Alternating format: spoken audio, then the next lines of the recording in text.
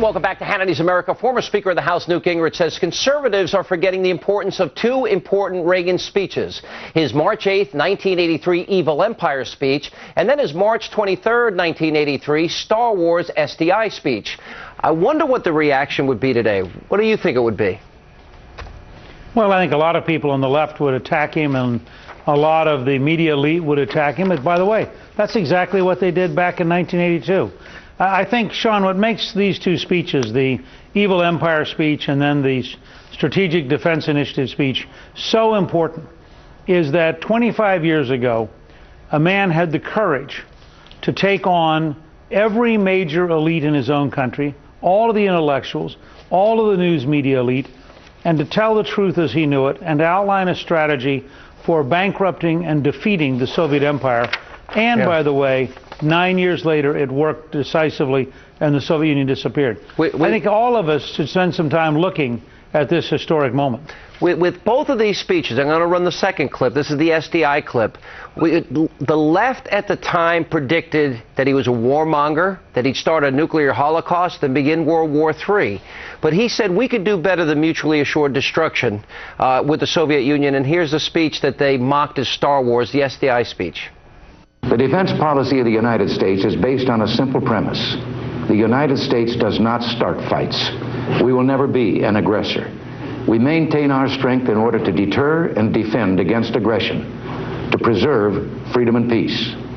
Since the dawn of the atomic age, we've sought to reduce the risk of war by maintaining a strong deterrent and by seeking genuine arms control. Deterrence means simply this: making sure any adversary who thinks about attacking the United States or our allies or our vital interests concludes that the risks to him outweigh any potential gains. Once he understands that, he won't attack. We maintain the peace through our strength. Weakness only invites aggression. You know, as I listen to that, you remember why we're so fond of President Reagan, don't you? Absolutely, and by the way, the text of both speeches is at my website, newt.org, for anybody who wants to read them and really look at them in detail. They are remarkable speeches, and I think they're particularly important both to remind us about certain eternal truths.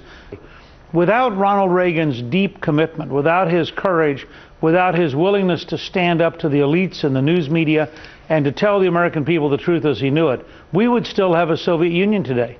And communism would still today be a direct mortal threat to the United States. It's amazing to me, Mr. Speaker, that the same people that opposed Reagan, the same people that now are attacking our troops and the surge has failed and the war is lost and want to, 50-plus opportunities to defund this war, particularly in Iraq, the same people that through the 1990s, the 9/11 Commission said they were at war with us, we weren't at war with them, somehow the memories of the American people are short.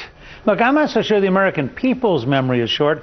We took a poll at American Solutions, and 85% of the American people said we had an absolute obligation to defend America. Yeah, about 20 75% said we had an obligation to defeat our enemies. I think it's the elite and the left that have deep commitments to the wrong things.